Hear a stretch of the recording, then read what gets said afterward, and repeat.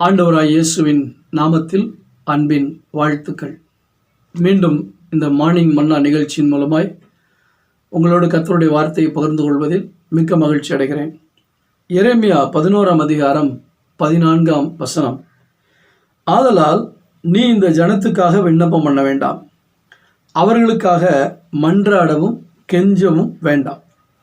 அவர்கள் தங்கள் ஆபத்து நிமித்தம் என்னை நோக்கி கூப்பிடும் காலத்தில் நான் அவர்களை கேளாதிருப்பேன். இந்த வசனத்துக்கு விளக்கம் சொல்கிறதுக்கு முன்னாடி குடும்பத்தில் நடக்கிற ஒரு சம்பவத்தை நான் உங்களுக்கு சொல்கிறேன். ரெகுலராக எல்லா குடும்பத்திலையும் நடக்கிற ஒரு காரியம். பையன் தப்பு பண்ணிட்டான், அப்பா கோபமாக இருக்கார், அம்மா ரொம்ப இறக்க குணத்தோட சரிங்க நம்ம பையன்தானுங்க விட்டுருங்க அப்படின்னு சொல்கிறாங்க.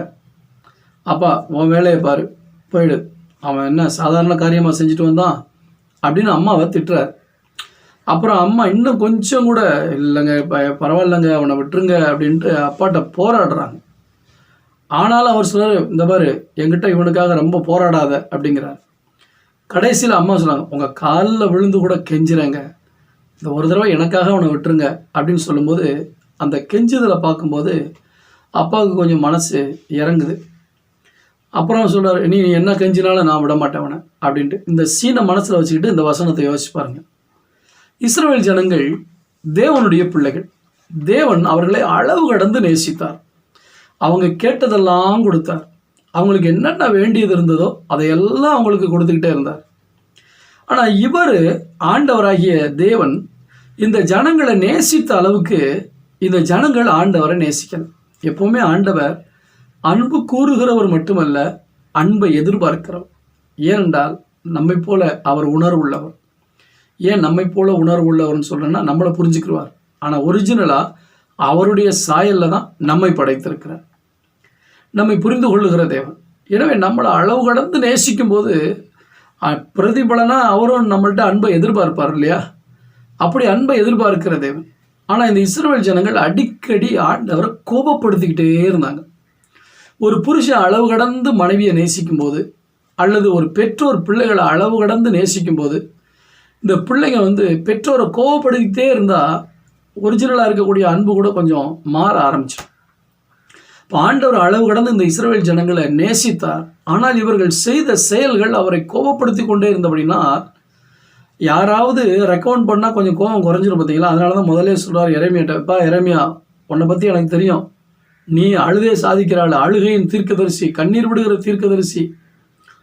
நான் அப்படி தான் மோசே என்கிட்ட கெஞ்சி ஜெபம் பண்ணப்போ அந்த ஜனங்களுக்காக இறங்கினேன். ஆனால் அந்த ஜனங்கள் கடைசி வரைக்கும் உண்மையாக இருக்கல. வனாந்தரத்தில் எல்லாரும் அழிஞ்சு போயிட்டாங்க. மோசேவும் காலேபும் யோசுவாவும் மட்டும்தான் கானானுக்குள்ளே போனாங்க. அவ்வளோ தூரம் மோசே கெஞ்சியும் அந்த ஜனங்களுக்கு நான் இறங்கியும் பிரயோஜனம் இல்லாமல் போயிடுச்சு. அதனால தான் சொல்கிறாரு, இந்த ஜனங்களுக்காக நீ ஜெபம் பண்ணாத, அப்புறம் ரொம்ப கொஞ்சம் போராடி ஜெபம் பண்ணால் கேட்டுருவாருன்ட்டு மன்றாடாத, கெஞ்சினா விட்டுருவாருன்ட்டு கெஞ்சாத. ஒரு ஊழியனை பார்த்து தேவன் இப்படி சொன்னால் எப்படி ஜனங்களுக்காக ஜெபிக்க முடியும்? இதை பார்த்துக்கிட்டு இருக்க நீங்கள் ஒரு காரியத்தை உணரணும். உங்களுடைய ஊழியக்காரன் உங்களுக்காக தேவ சமூகத்துக்கு போய் நின்று ஜெபிக்கும்போது உங்களுடைய ஜெபங்களை, அதாவது நாங்கள் உங்களுக்காக ஜெபிக்கிற ஜெபங்களை தேவன் ஏற்றுக்கொள்ளக்கூடியதாக இருக்கணும்.